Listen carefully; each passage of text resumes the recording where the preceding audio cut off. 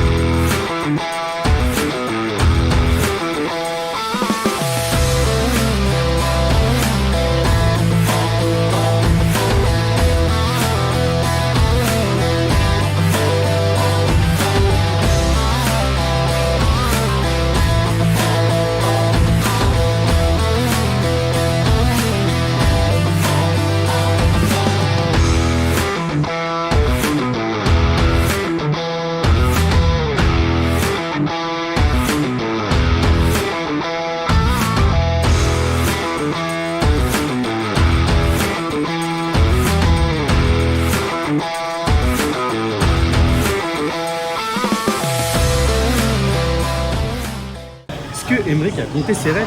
Toujours pas. Je suis à 10. Par main? Ouais, je suis à 10 par bras. Allez, encore 4. Nickel, bah, tu peux. Encore 16. Alors, quel ressenti? Je crois que j'ai jamais porté aussi lourd, je pense. Donc en termes de difficulté, tu serais à combien sur une échelle de 1 à 10? De 1 à 10, je suis à 9. Ah oui. Bah, j'aurais pu encore faire une ou deux. Mais pas plus. Ok. Ouais, faire 10 reps par bras, Après, je me rends peut-être pas compte. tu seras entre 6 et 7. Je dirais. Mais ouais, mais ton ressenti est important. Donc toi, pour toi, c'était très dur. 9 sur 10, on n'est pas loin de l'impossible. Hein. Dis-toi que 9 sur 10, t'es pas loin de la rep maximale. Ah, Ouais, il y a moyen. ouais, mais c'était dur, hein. Ouais. Je n'aurais pas fait 2 de plus par main, je pense. Oui, mais entre faire 10 reps au lieu de 12, Oui, et oui, une oui, rep c'est vrai. max. Mais alors, attendez, qu'est-ce que tu as eu comme sensation? C'était l'exercice le plus dur que j'ai fait jusque là pendant la séance, je pense. Bah oui, je veux le soulever, le poids, et ça soulève pas plus que ce que Ouais, j'aimerais je bien veux, qu'on quoi. qu'on arrive à l'échec pour une série pour montrer. Ouais. À ton avis, comment t'expliques ça? Comment t'expliques qu'en curl biceps, t'as la sensation d'avoir beaucoup plus travaillé que dans les autres exercices? Peut-être que passer dans les autres exercices, je peux mettre plus de poids. Et là, je pense que c'est mon max. Je peux pas mettre plus de poids. je pense. Donc là, en fait, ce qu'est en train de nous dire Emeric, c'est qu'il a trouvé sa véritable 10 RM sur le curl. Mais ça veut dire quoi, Timothée? Est-ce que ça voudrait pas dire que notre Emeric, il a tendance à se sous-estimer un peu? C'est vrai que pour l'instant, t'as fait vraiment des plus de 15 reps par exo à chaque fois. Genre. Ah oui. Tu comptes pas et tu attends l'échec, mais il arrive vraiment tard. Donc je pense que tu peux mettre plus de poids sur tous tes exos. Après, au début, tu vois, quand on commence, faut pas mettre très lourd, mais Bah oui, c'est je ça, pense hein, quand même quand que tu peux mettre beaucoup de. c'est- Tu peux mettre plus, tu peux mettre C'est plus. pas trop. Mais justement, c'est pour ça qu'il y a toujours cette frontière, ce repère du 10 RM.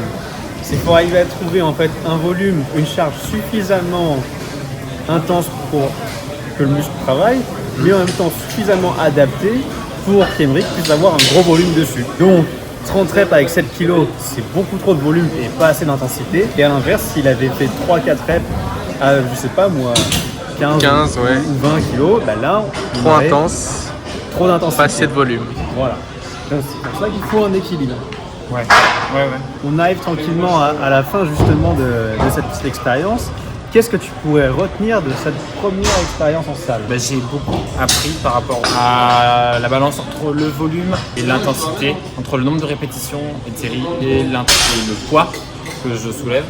Je pense qu'avant, je pouvais soulever plus, mais je n'osais pas assez parce que j'avais peur de me blesser. Et là, je pense que je pourrais augmenter un peu plus. Mais voici chacun de mes exercices pour atteindre justement l'échec un peu plus tôt que plus de 15 répétitions.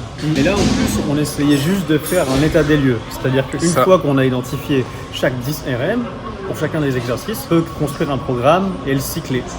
Est-ce que si tu gardes les mêmes charges pendant 6 ans d'entraînement, tu vas progresser autant pense que pas. quelqu'un qui augmente un petit peu sa charge au fur et à mesure du temps? On peut progresser que si on augmente sa charge. La surcharge progressive. Ouais, parce que ouais, c'est à force que le muscle, enfin, mais c'est un peu plus complexe que ça, mais à force que le muscle il peut supporter des charges plus lourdes. Il faut bien continuer de lui faire, Voilà. de lui provoquer ce stress musculaire. Faut pas aller trop vite, Donc, et pas trop faut bien lentement. augmenter la charge en conséquence. Exactement. Donc, vous l'avez tout dit, Timothée a raison, il ne faut pas aller trop vite. Et en même temps, notre corps est un flemmard. Si on ne lui met pas régulièrement un stress mécanique plus intense, qu'est-ce qui se passe? Mais il sera molli. Oui, en fait, il va stagner. Ouais, ça Voilà. va. Et si tu fais rien du tout, tu vas tout perdre. C'est pour ça, en fait, quand on s'engage dans la musculation, il faut que ce soit, entre guillemets, à vie. Il faut arriver à trouver, en fait, un rythme de vie qui te permet de concilier entraînement, les meufs, tes amis, et ton boulot, tout ce que tu veux. Donc, quel est le truc le plus important que tu retiens, en fait, de tout ça? Selon toi, le truc le plus important que tu retiens de cette séance? C'est un peu ce que je t'ai dit avant, c'est que je suivais juste un programme bêtement. Et c'est pour ça que je voulais faire cette séance, c'est pour du coup, apprendre comment faire évoluer mon... Comment faire évoluer ta pratique, comment apprendre en fait les bases. Et ça, c'est pas en une séance qu'on va réussir à tout faire.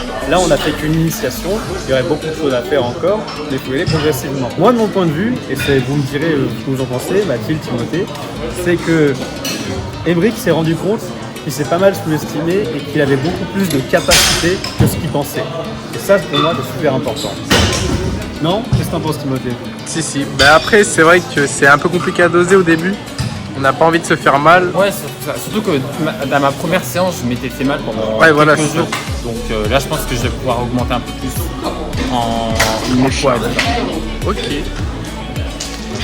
Alors c'est tout pour ce premier épisode. Je pense qu'on faudra qu'on en fasse un deuxième, Timothée, histoire de voir une progression d'Emric, non? Update physique. Ouais, mais là, comme on n'a pas beaucoup de temps, ça sera peut-être dans 2 mois, Ouais, c'est ça.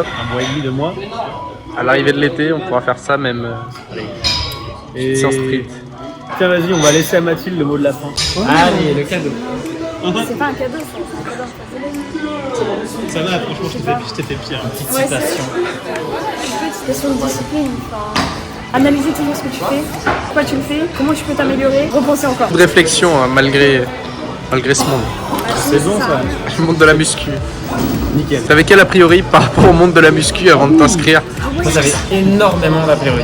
Par rapport aux gens dans la salle sur Là, on part sur une autre vidéo. Oui, non, en fait, là, Ah ouais, on va c'est- partir sur un podcast. toujours Pour en avoir la conclusion. réponse, il faudrait écouter le podcast. Mais le point voilà. le plus important. 10 000 likes. 10 000 likes pour la partie. Ah oui, oui, ah tiens, on pourra faire ça, ouais. Ouais, tiens, Objectif. s'il y a 15 ou 20 likes, on pourra faire une partie 2. Sinon, Il va revoir cette vidéo après avoir percé. Il va rigoler. ok, Passe le mot à la classe si tu en as déjà 30. ok, voilà. 30 likes et il va y avoir la partie 2 avec l'update du physique des mecs. T'es d'accord? Bon bah écoute, ça me paraît être une fin de vidéo et puis Nickel. À la prochaine. Un grand merci à Timothée, Emric et Mathilde de m'avoir accompagné dans cette expérience pédagogique. Morale de l'histoire, c'est avec des étudiants passionnants qu'on fait des expériences pédagogiques passionnantes. À la semaine prochaine, prenez soin de vous.